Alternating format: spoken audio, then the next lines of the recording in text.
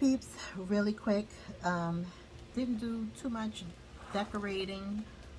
This is Nathaniel, when Jesus called Nathaniel. And I just put one of my favorite quotes that Jesus says to Nathaniel. He says, when you were in your lowest moment and you were alone, I did not turn my face from you. I saw you. And so, yeah. So I just added some washi tape, and then I just wrote my little, my little info and thoughts on that episode. And you've seen that already. So this is episode, I think, 5, season 2. Mary relapse. Um, I know that's not in the Bible, but can I tell you, this is probably, woo, I related to this episode so much. You know, Jesus says to her, she says to Jesus, I don't want to spoil anything, but I'm going to spoil this a little bit. Just a little bit. I'm going to spoil it a little bit. But trust me, if you watch it, I'm not going to do it any justice. So, anyway, so Mary relapses and she goes back to where she came from.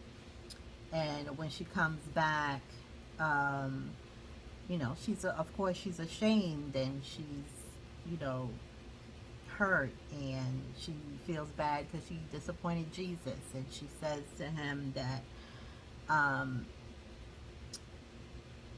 she just can't, she doesn't feel like she can live up um, to it. She says, and he says, to what? And she goes, to all of this. I don't feel like, you know, I can do it.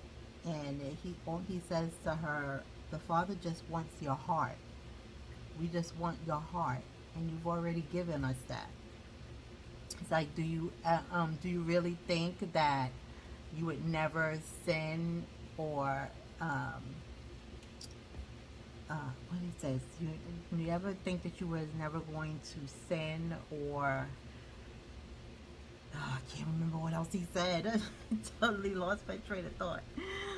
Uh, Struggle. That's what it is. He said, do you think you are never going to sin or struggle again?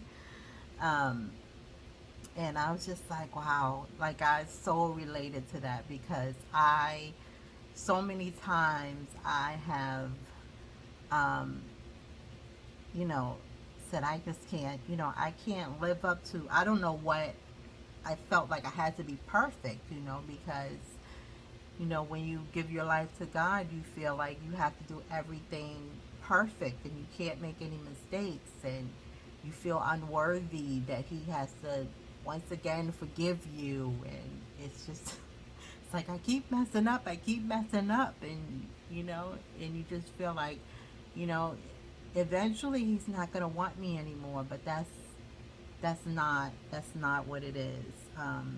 So I'm not going to say any more than that, but I so related to this, so much. So I just, kept it simple. Just put the Father just wants your heart, and grace upon grace. And this one is when Jesus healed. Well, I know this part is not in the Bible, but Jesus, Simon the Zealot in the Chosen has a brother named Jesse, and Jesus heals Jesse. And I'm not going to go into too much how that connection happened, but yeah, I put rejoice because, of course, he's been paralyzed, all his pretty much, well, not, well, pretty much all his life, and Jesus um, heals him after all these many years. And then Simon goes looking for Jesus, and he finds Jesus, and he doesn't understand why Jesus wants him. And Jesus says, I have everything I need, but I wanted you. And oh my goodness. Like, can you imagine? I can't even imagine. I have this flower over here, and I'm thinking, should I put this flower here? I know It's random. I was just thinking that, and I looked over, and the flower was here. I feel like I need to decorate it a little bit more. But yeah, I just can't even imagine Jesus saying that to me. It's like, I have everything I need. I wanted you. Like, wow, you wanted me? A nobody like me? A girl from Brooklyn? Oh my goodness. I'm telling you. The um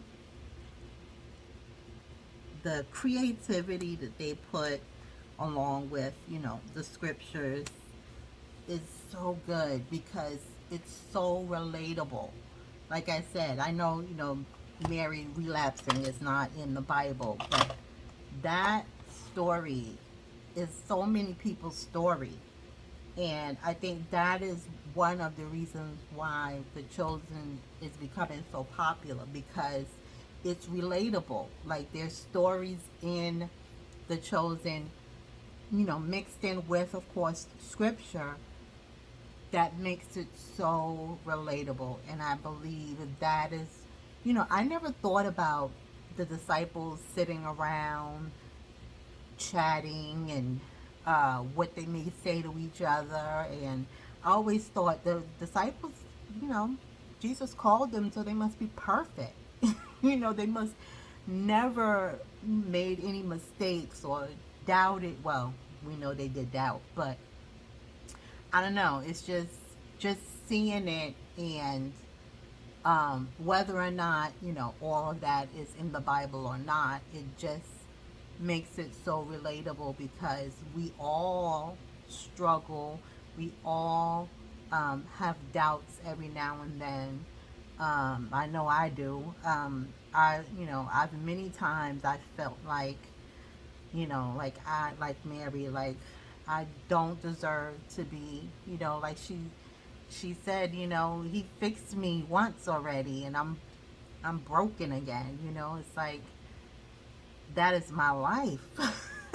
That is why this channel is called Kay's Beautiful Struggle, because my life is a constant struggle. But the beauty is that I'm still here, you know, mistakes and all, I'm still here by God's grace. And yeah, so I'm not going to ramble anymore because I can talk forever. I can talk about my testimony forever, but I won't bore you guys with all that. But thank you so much for watching. Thank you for just receiving this little segment. I really didn't know if anybody would want to watch it, but I do appreciate it. And please subscribe if you have not already, and give me a thumbs up. It definitely helps my little channel.